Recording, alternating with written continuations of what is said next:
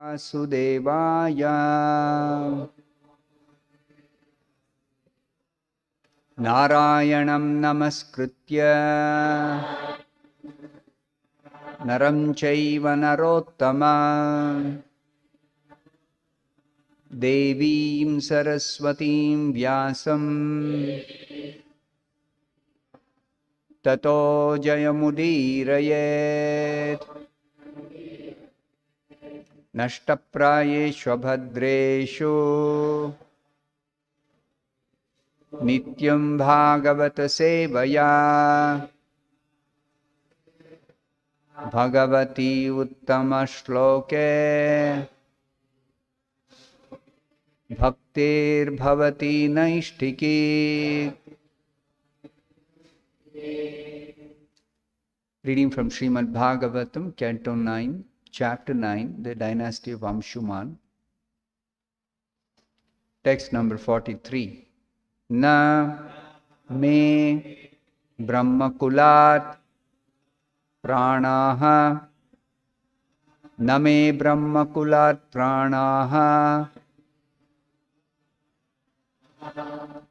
kuladaivan na chatmajaha kuladaivan na chatmajaha na shriyo na mahi rajyam na shriyo na mahi rajyam na daraha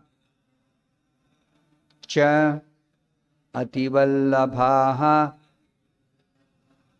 na darashchativallabhaha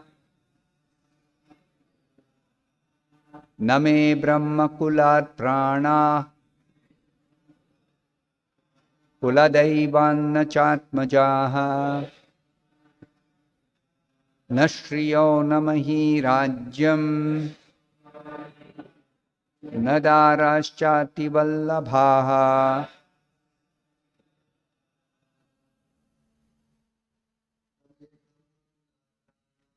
Na me brahmakulat prana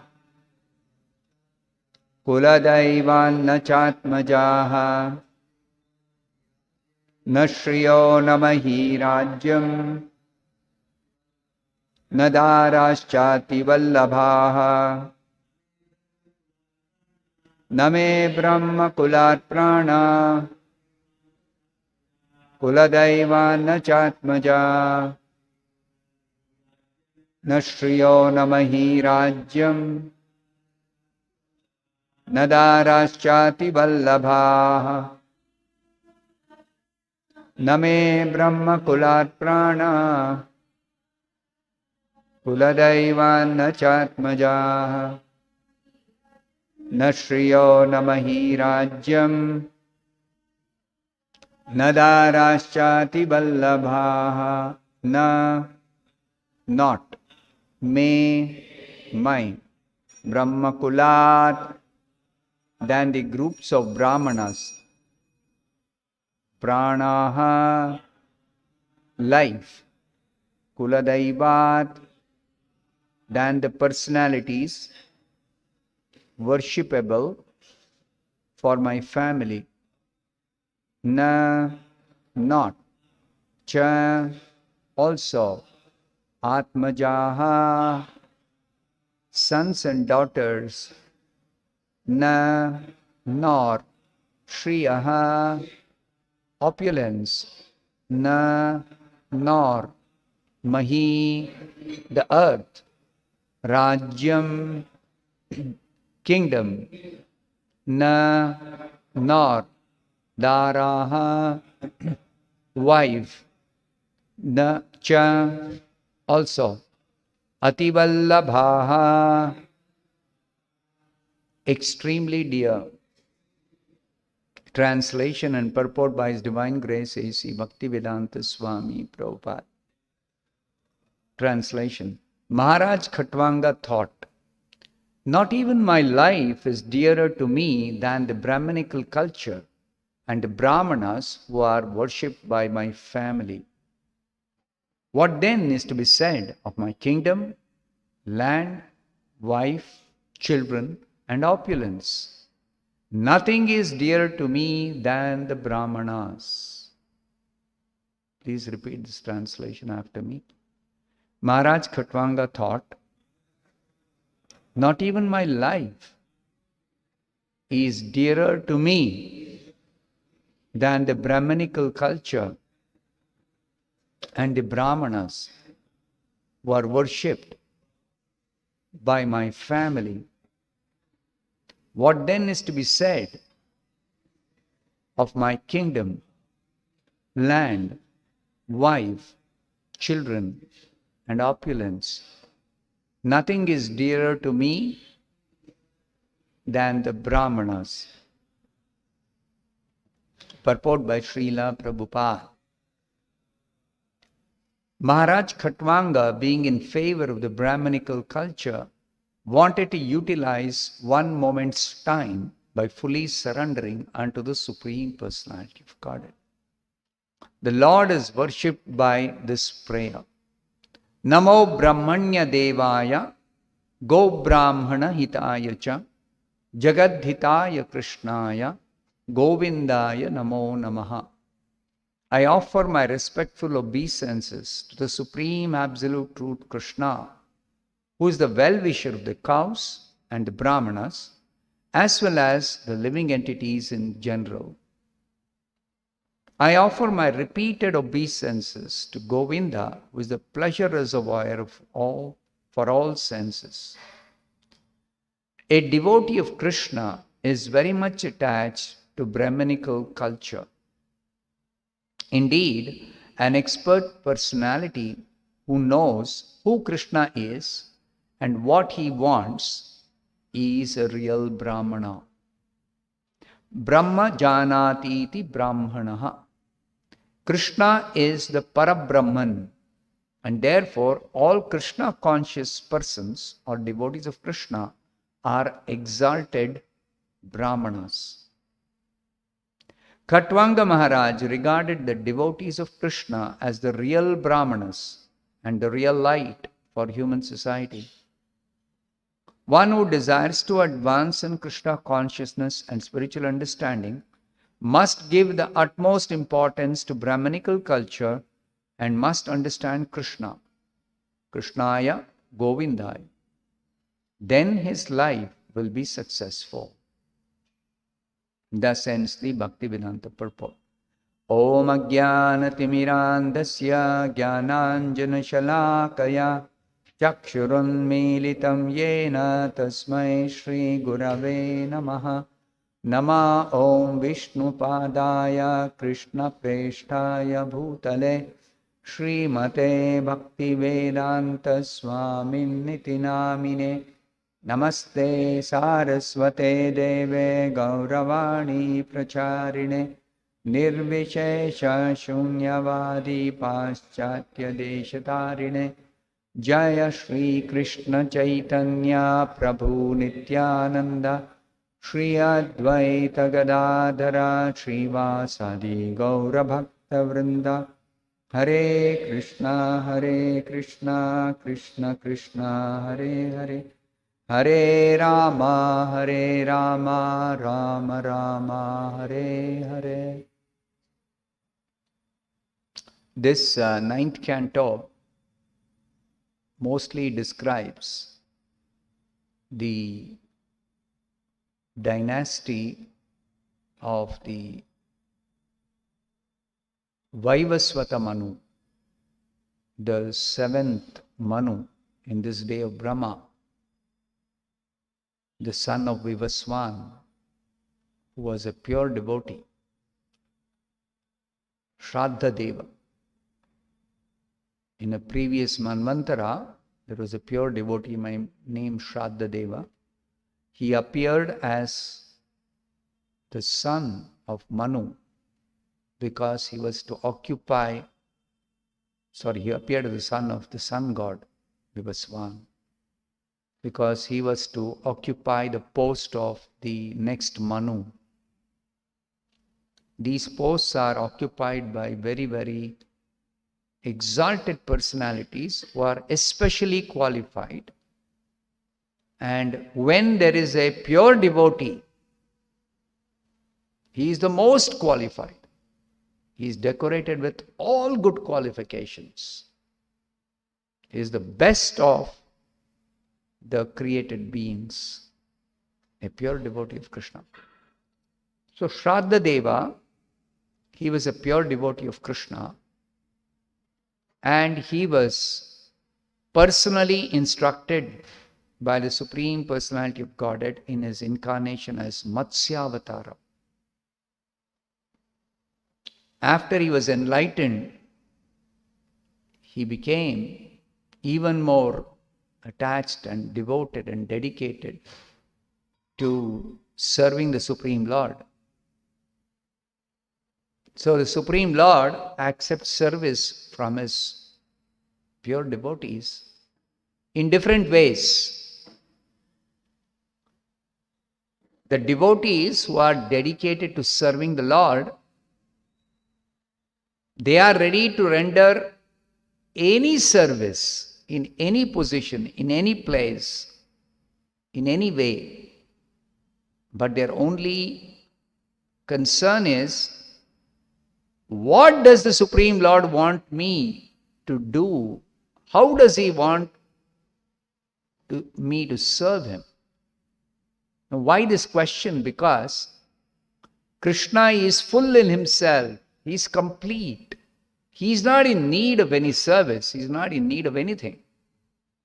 So, for a devotee who wants to please Krishna, this question should arise. How does he want me to please him?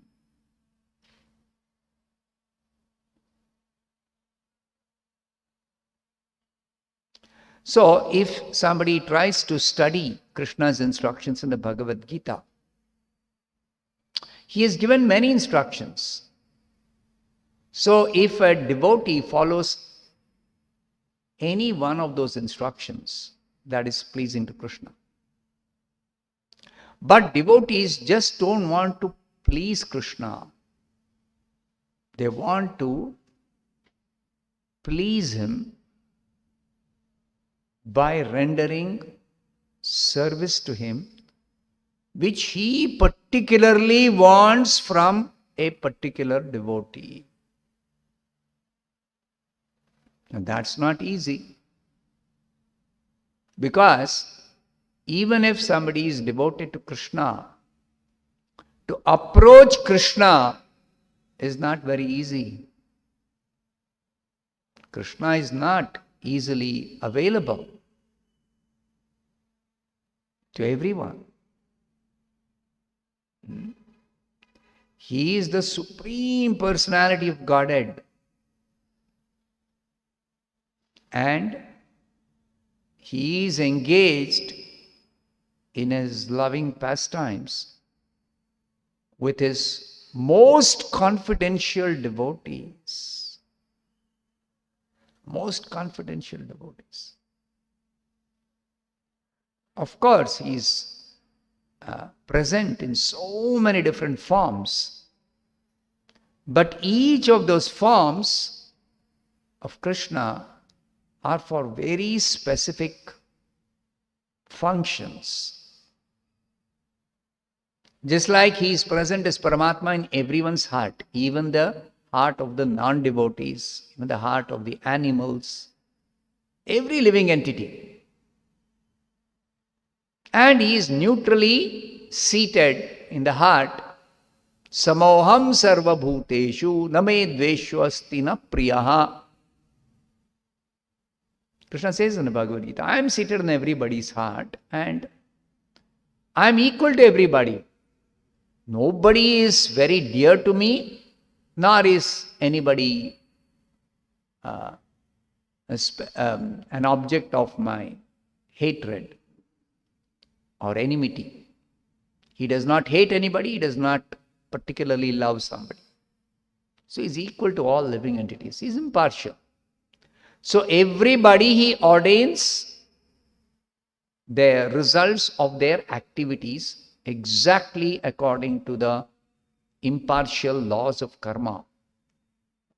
So as Paramatma, he is neutral. So if you want to please Krishna, in his feature as Paramatma, how can you please him? Because nobody is dear to him. But Krishna says, in the very next line of this verse, Ye bhajanti tu. Tu means but. There's an exception for this. He is equal to everybody. Even to the non-devotees, he awards the results of their activities. But ye bhajanti tu mam bhaktya mai te teshu chapyaham. One who renders loving devotional service to me, bhajanti tu mam bhaktya.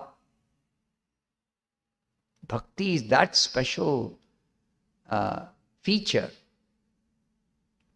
that attracts the attention of Krishna, and Krishna becomes conquered by such bhakti. Maite, they are specially my object of attention, my remembrance. They are in me, and I am always in their heart. Maite teshu cha api aham. They are very, very dear to me, and I am very, very dear to them. So there is a very special relationship of Krishna with his devotees who are serving him in pure devotional service. So such pure devotees are glorified in the Bhagavad Gita in several places by Krishna.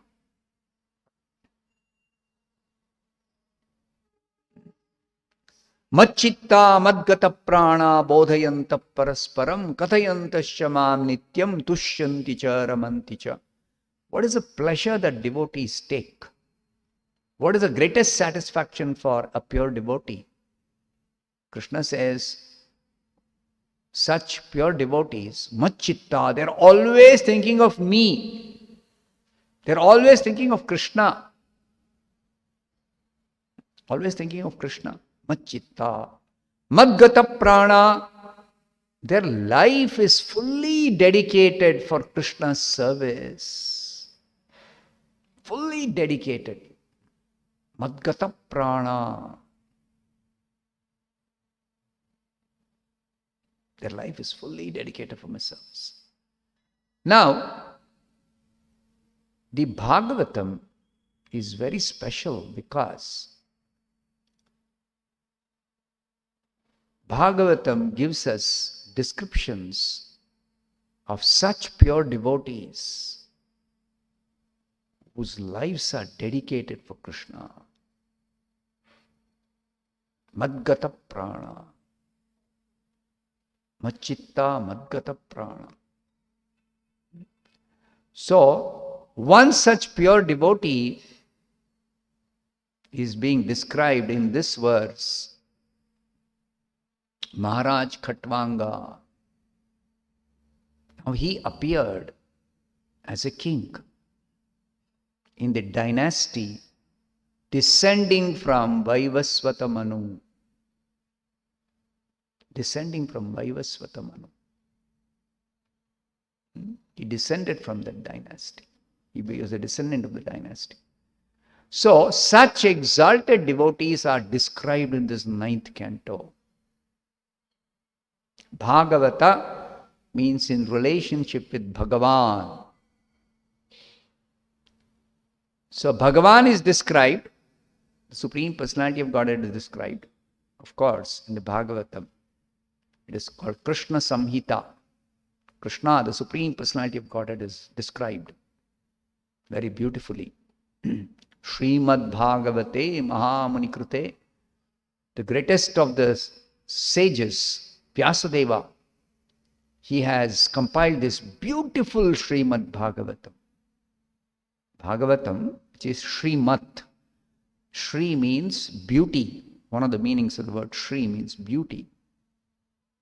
Srimat means full of beauty, enriched with so much beauty.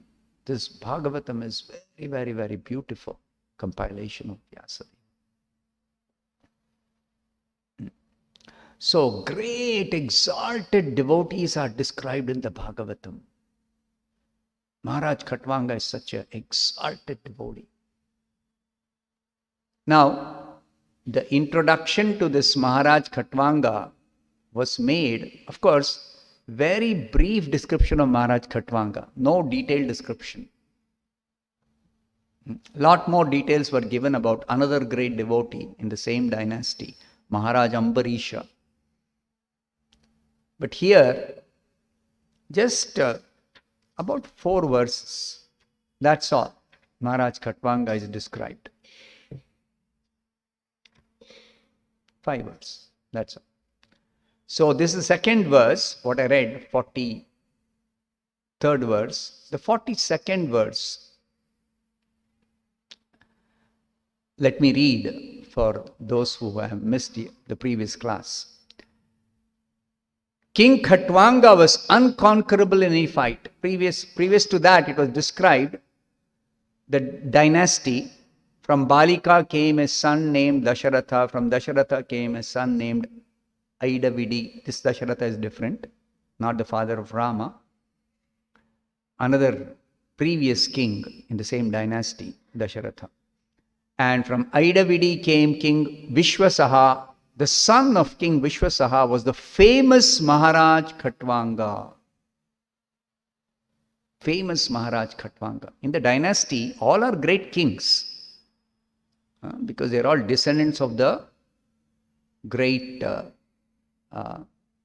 son of sun god Vivaswan. In this world, there are 2 set of kings, great kings. Those who descend from the sun god, Surya Vamsha Kshatriyas, and those who descend from the moon god, Chandra Vamsha Kshatriyas. To glorify these 2 dynasties of Surya Vamsha Kshatriyas and Chandra Vamsha Kshatriyas, the Supreme Lord himself appeared in these 2 dynasties as Rama and Krishna. Rama appeared in Surya Vamsha and Krishna appeared in Chandra Vamsha.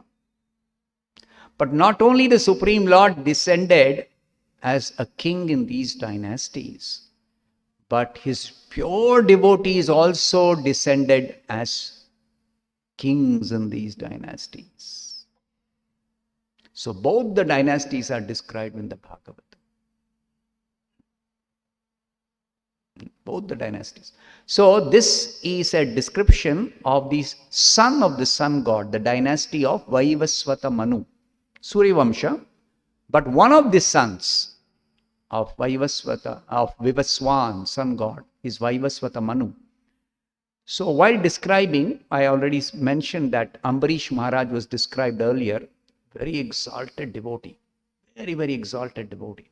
He appeared as the son of a particular king, Nabhaga, and he ruled the whole earth planet, and not only he ruled perfectly, but his rule was so exalted that even the citizens of his kingdom became pure devotees.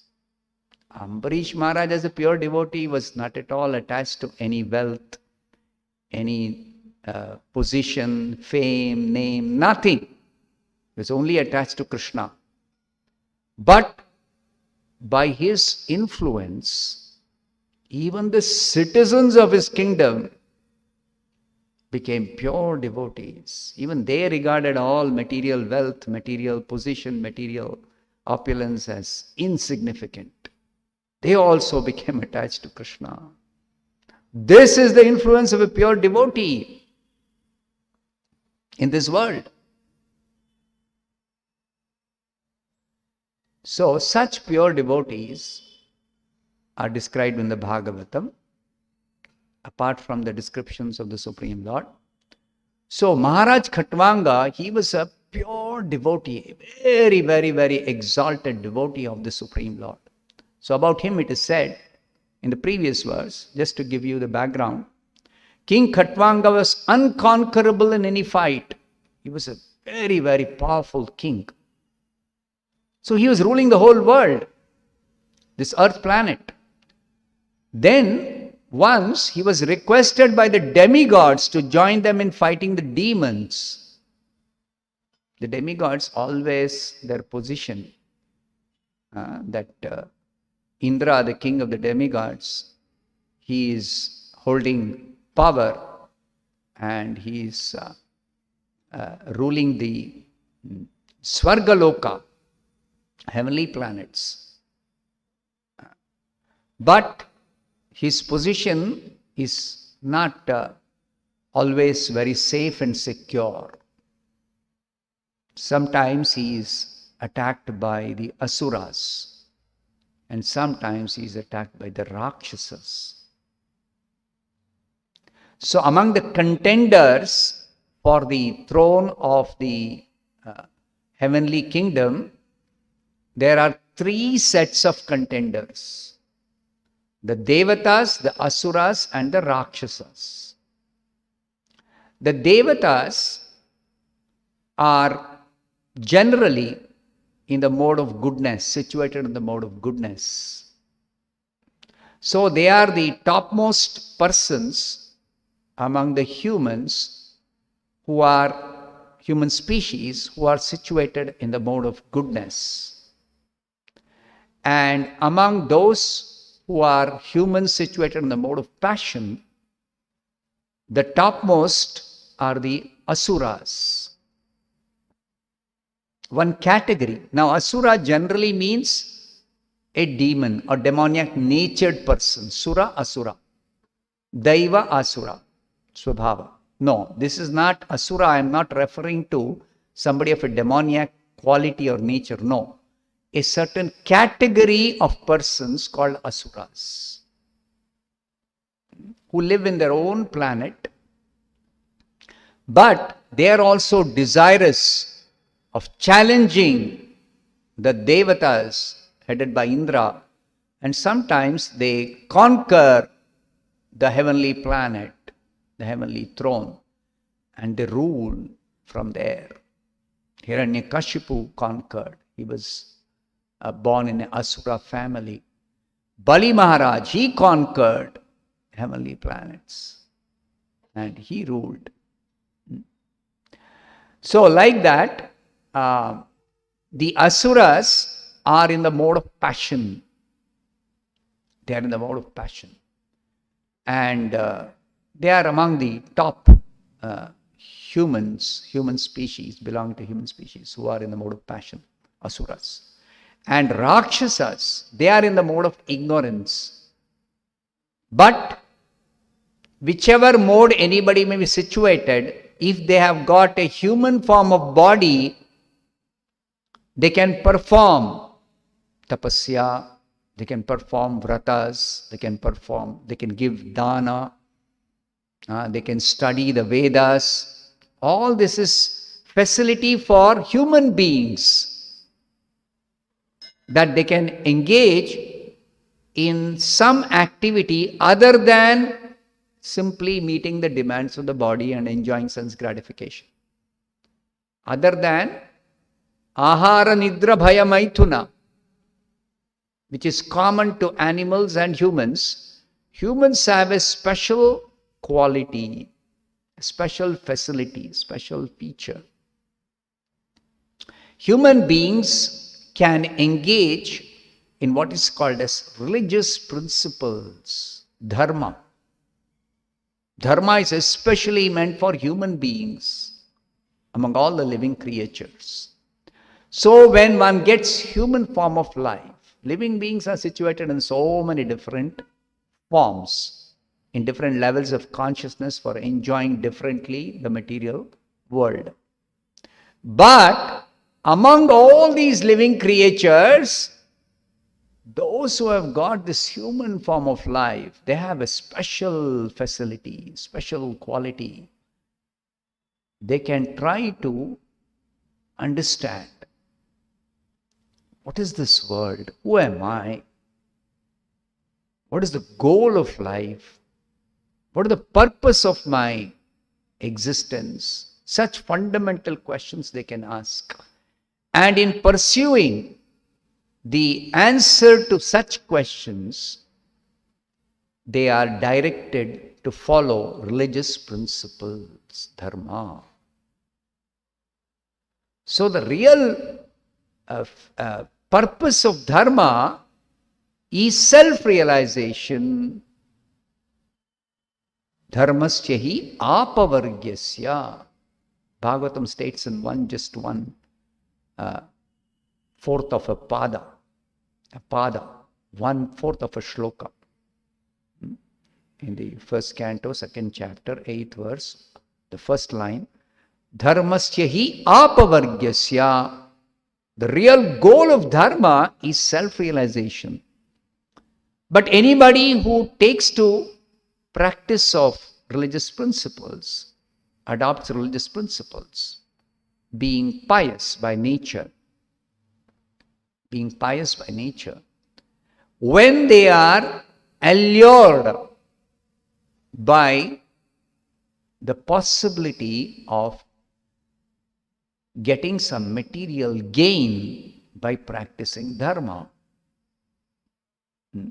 Because most of the people are generally interested in material enjoyment. So those who practice dharma, they want to enjoy in a pious way.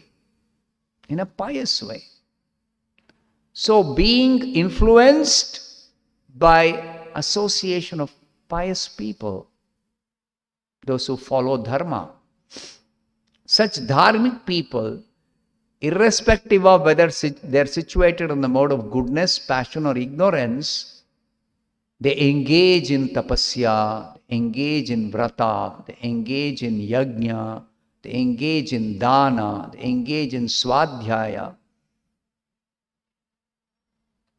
So they engage in such pious activities. So when they accumulate sufficient punya, then one of their desires when they accumulate sufficient punya is to transfer themselves to the heavenly planets. Because all the planets are meant for different kinds of enjoyment. But as one elevates oneself in one's consciousness in the human form of life, at a certain stage of elevation, one learns from the scriptures about the heavenly planets, Swargaloka. Among all the different planets which are meant for different kinds of material enjoyment, the topmost facility is in Swargaloka. The topmost facility is in Swargaloka. So there are descriptions in the Vedas and about Swargaloka. So when they hear about this Swargaloka, pious people, those who are engaged in religious principles, one form or the other, then they become very, very, very desirous of transferring themselves, of attaining that, a position, a birth in the heavenly planets. And then in the heavenly planets, there are so many residents who are enjoying nice facility. But among them, who enjoys the topmost facility? Who has got? The king of the heavenly planets, the post of Indra. Devendra, sometimes he's called Devendra. But not always the post of this king of heavenly planets is occupied by a Devata. Sometimes the Rakshasas or the Asuras who have got sufficient punya by executing either yajna, dana, tapa, whatever, then they want to conquer that heavenly kingdom by challenging Indra. But Indra cannot be easily defeated. But by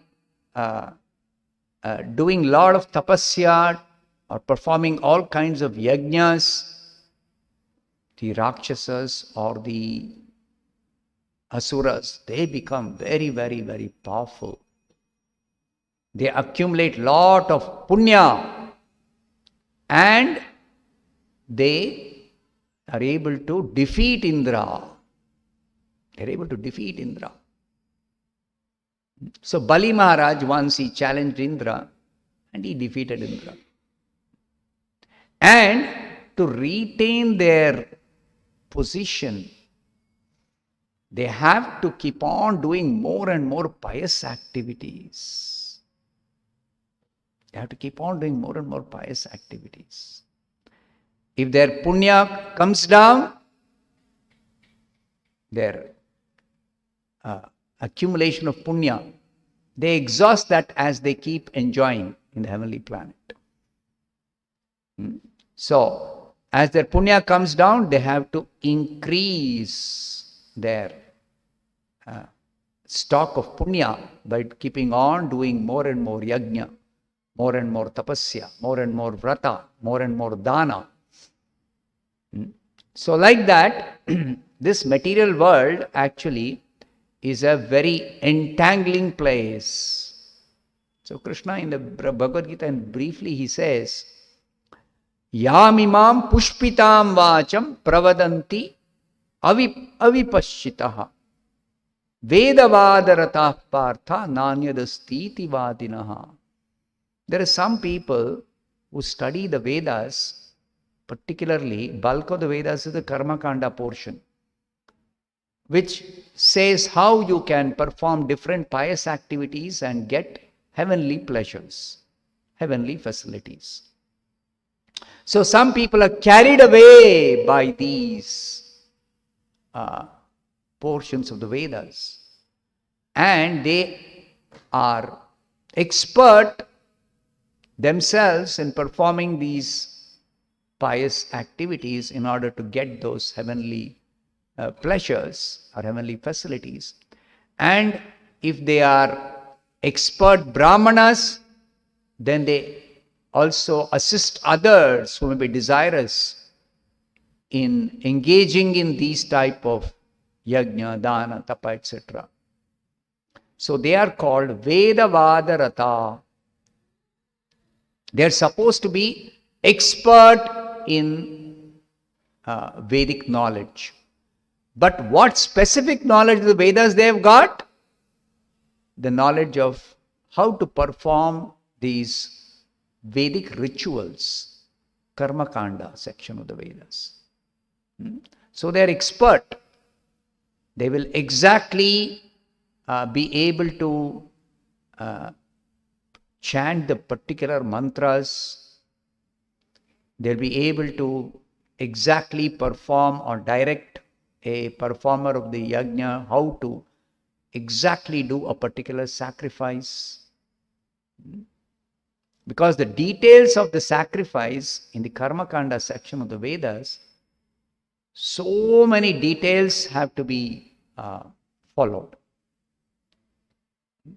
So such brahmanas are actually misled, avipashitaha, they are actually less intelligent according to the Bhagavad Gita. Less intelligent. Because they mistakenly think the goal of the Vedas is simply to elevate oneself to the heavenly planets, whereby one can enjoy a long duration of life. One can enjoy very nice facilities for sense gratification. One can live in a very, very peaceful atmosphere. One can be surrounded by nice friends, relatives, live in a nice society. the society of the heavenly residents. Like that. So they think this is the ultimate goal of life. They're blind to the reality of who am I and what is this world. Bhogaishwarya prasaktanam taya apahruta chetasam.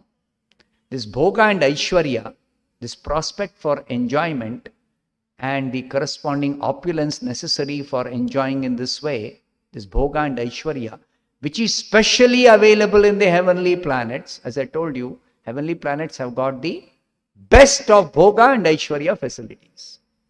So those who are carried away by this, bhoga aishwarya prasaktanam, they're very attached or they're very attracted.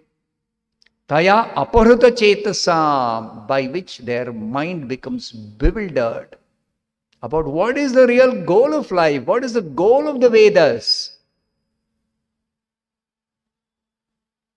What is the highest possible perfection to be achieved by following the religious principles? They become bewildered. Taya aparuta chetasam.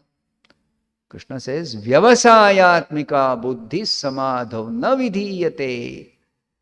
They can never understand the real purpose of the Vedas. They cannot maintain the equilibrium of the mind. Their mind becomes carried away by such prospect of enjoyment and opulence, and they are totally bewildered, because of which, even though they may be very learned scholars in the Vedas, they simply go on performing more and more sacrifices, more and more they give charity, more and more they perform austerities, charity, austerity, sacrifice, more and more they study. And they are busy accumulating these punya for enjoying more and more facilities, more and more pious credits, more. So sometimes these Asuras, they are able to conquer because the Devatas, being busy in enjoying, they sometimes become neglectful of performing pious activities. Sometimes they accidentally commit sinful activities. Then they degrade themselves. Immediately the Rakshasas or Asuras are waiting. If Indra degrades himself, immediately they will attack and conquer the heavenly kingdom. Similarly, when the Devatas have lost the heavenly kingdom, then Indra and all the Devatas, other Devatas, Indra's associate, they'll perform some tapasya, they'll do some yajna, they will, of course, because they are in the mode of goodness, they are inclined to worship Vishnu. That is a special facility for the Devatas. Because they are in the mode of goodness. So they are inclined to, they know Vishnu is not just another Devata. This secret is known only to those in the mode of goodness among the human beings. Those who study the Vedas. If they are situated in the mode of passion, then their study of Vedas will not reveal to them. Even among the Devatas, Vishnu is counted as a Devata, generally by people who study the Vedas. But they do not know Vishnu is not just another Devata. He is not a living entity. He is not a Jiva. He is not in the category of all the other Devatas. He is in a different category, alone by himself. He is situated on the transcendental platform. He is not in Sattva Guna. He appears to be in Sattva Guna. But that Sattva that platform in which Vishnu is situated is called Shuddha Sattva.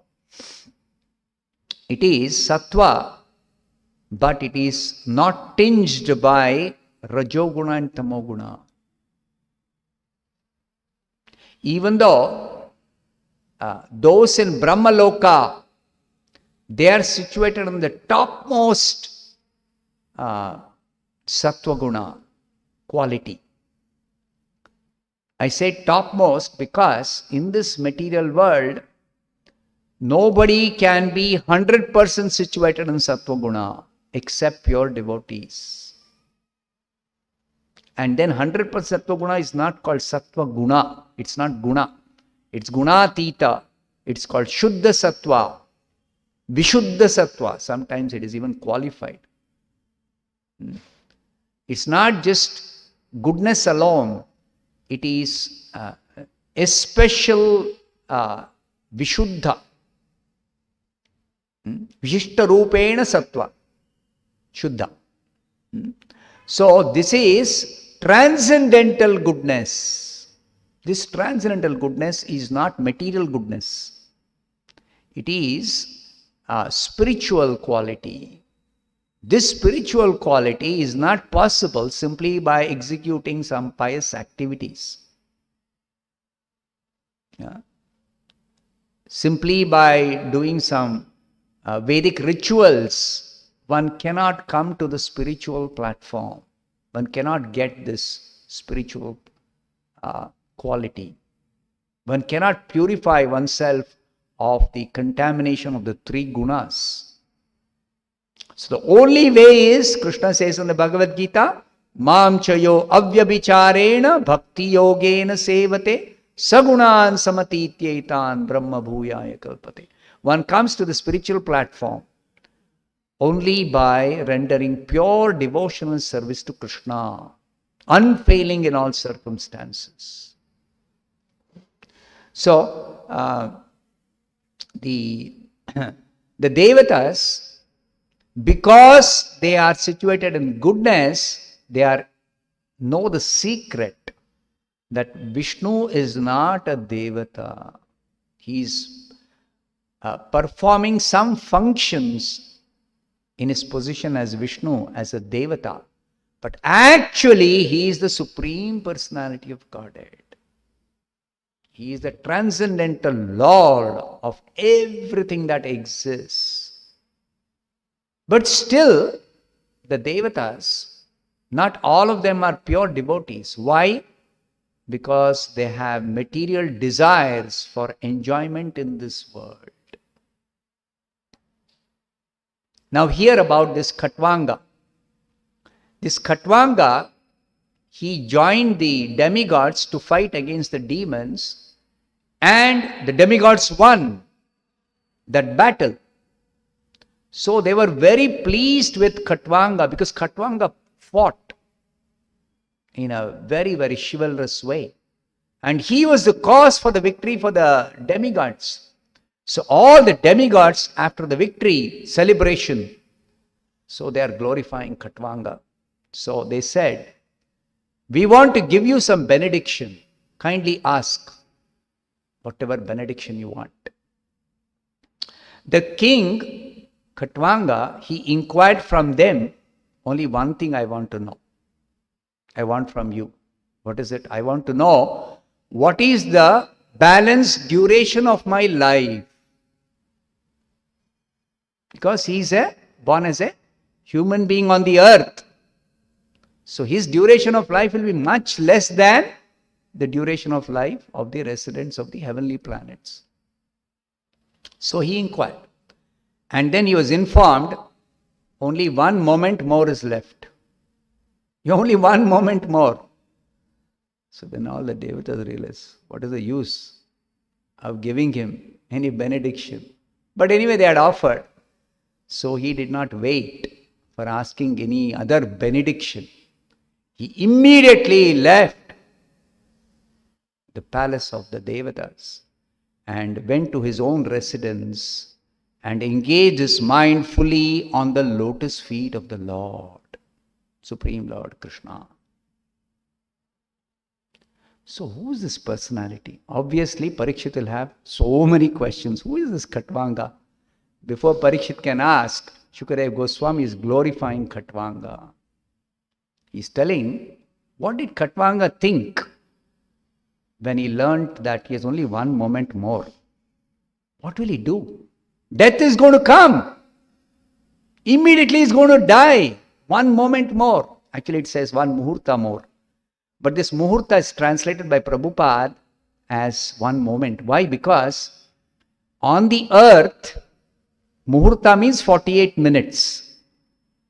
But when you go to the heavenly planets, the time scale that is operating is different. On the heavenly planets, our 1 year, 365 days, is their 1 day and night, 24 hours for them. So the time scale that operates is not the same everywhere. So when he is on the heavenly planets, still the body he has got is the body of a human being on the earth. So maximum duration is 100 years. And 100 years measured according to the time scale on the earth planet, not 100 years of the demigods, 100 years of the earth planet.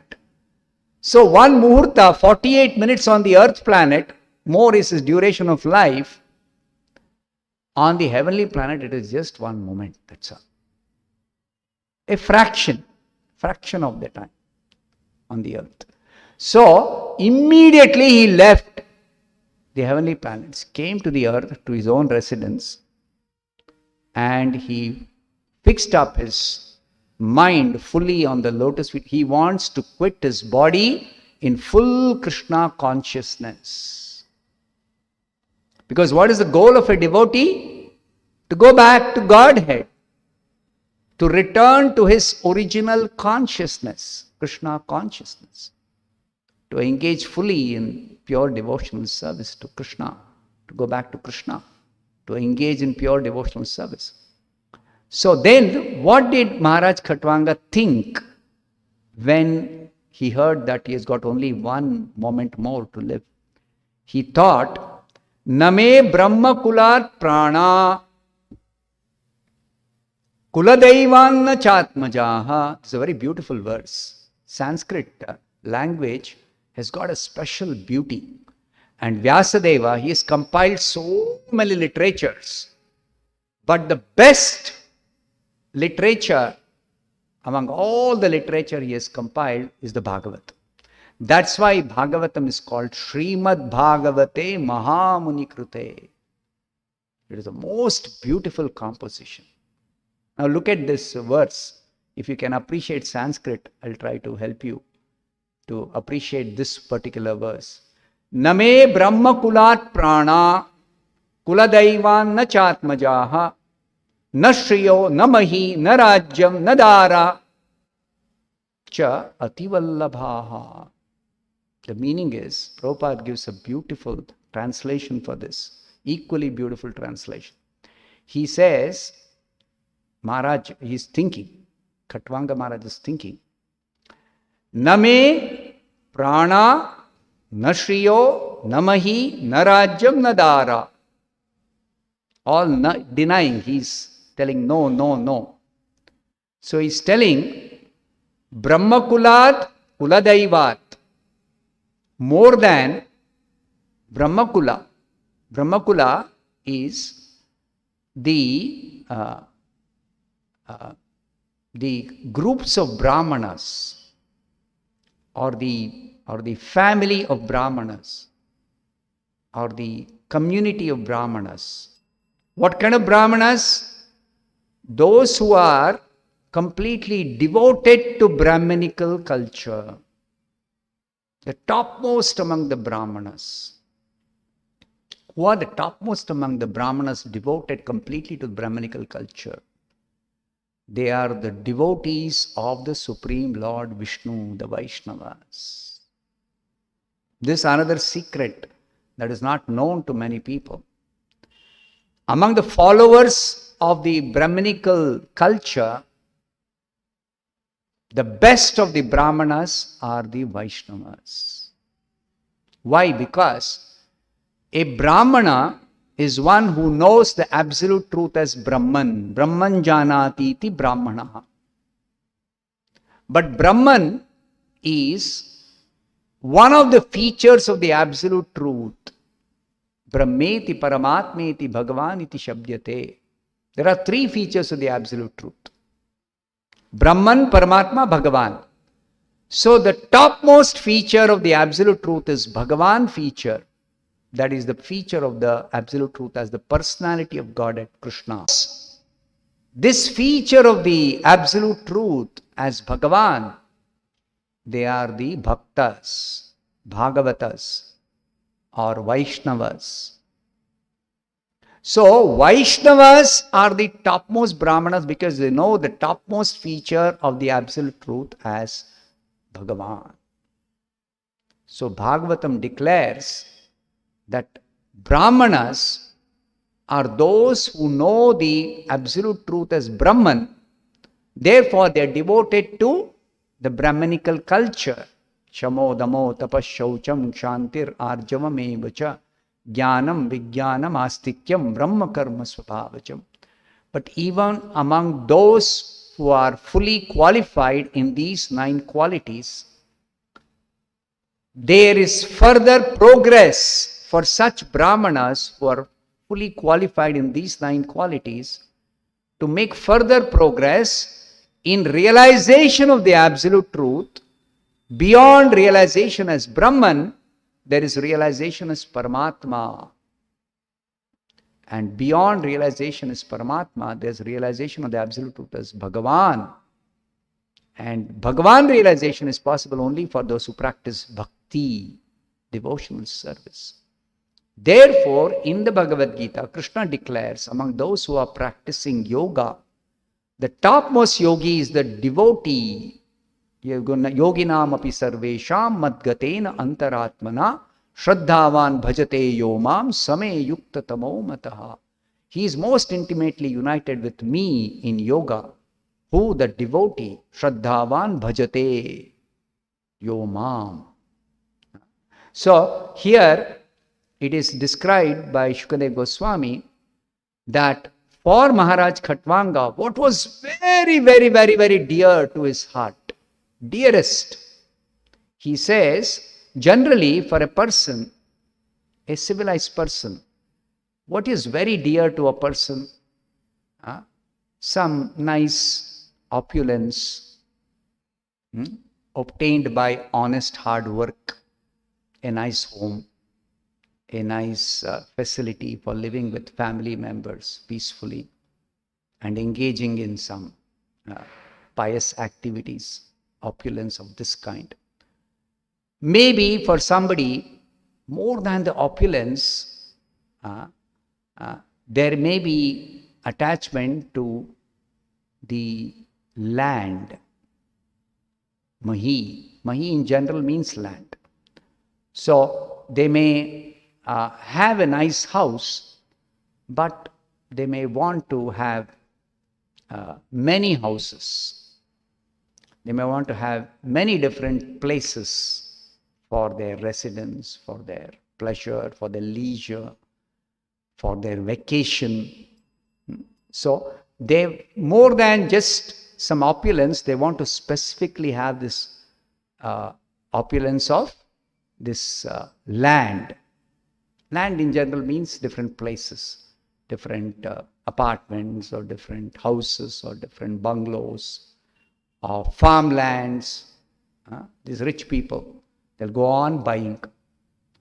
So if they get one site, then they'll build a nice house, then they'll say one more site. And one more site they get, then one more farmland, one more, what is it? A vacation place. On the mountain top, they will acquire some property and build one farmhouse there. And summer vacation, they'll go with their family and enjoy. So, different conceptions of enjoyment even in the mode of goodness. So, it is said here for Maharaj Khatwanga, who was the emperor of the world, Obviously, emperor of the world, he will have so much of wealth, but he was not attached to the wealth. He was not na shriyaha, na mahi. He was not attached to his expansive kingdom. How big was his kingdom? The entire earth. He had conquered the whole earth. He was the emperor of the whole world. But he had no attachment for this vast kingdom. Na rajyam, na mahi, na rajyam.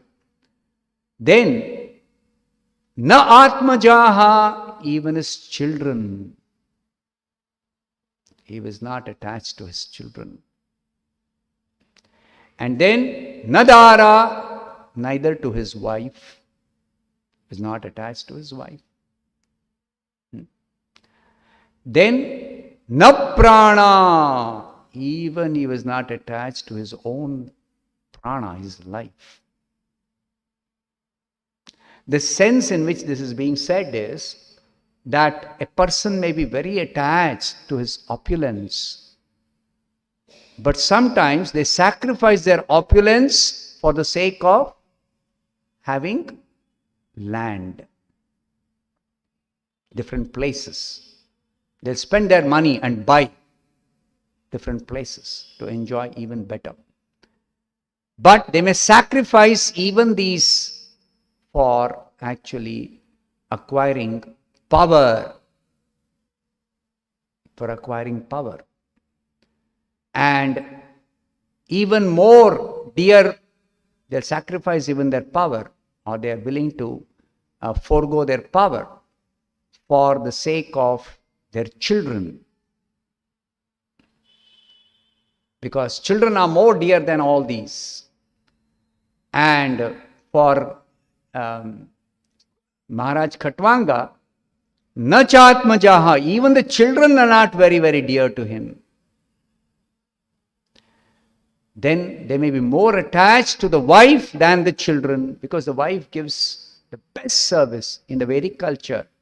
A chaste wife, she is so devoted to her husband. That's the meaning of a chaste wife. That she will render all kinds of service to him, and she will try to please him in every possible way. So if somebody has such a chaste wife, then how much they will become attached to such a wife? Naturally. But Maharaj Khatwanga, even though he had a very, very, very chaste wife, he was not attached to her. Nadara.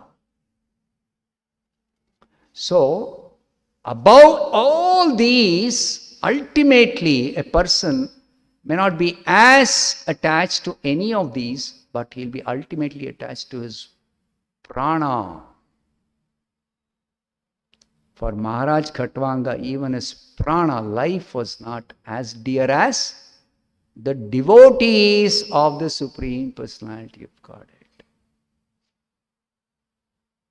Na prana, na shriyaha, na mahi, na rajyam, na dara,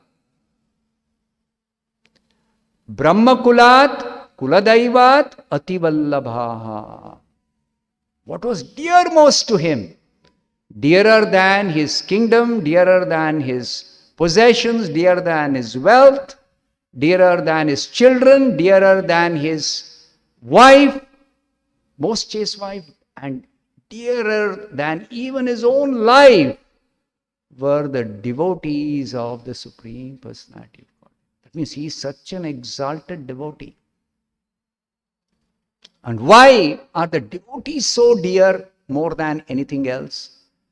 Because he is very, very, very attached to the Supreme Personality of Godhead. So the topmost object of his attachment of his heart was the Supreme Lord. Therefore, while living in this world, he was attached to the devotees. That will be explained in the next verse. He was never attached to anything else. He was always attached to the devotees. So that great devotee is being described by Shukadeva Goswami. Why is he describing the descendants of this dynasty? Because in this dynasty, great devotees, exalted devotees, most exalted devotees appeared as kings. Beginning with Shraddha himself. So that's why the description of dynasty, in order to describe such devotees. I'll stop here. Prantarat Srimad Bhagavatam ki jai, Srila Prabhupada ki jai.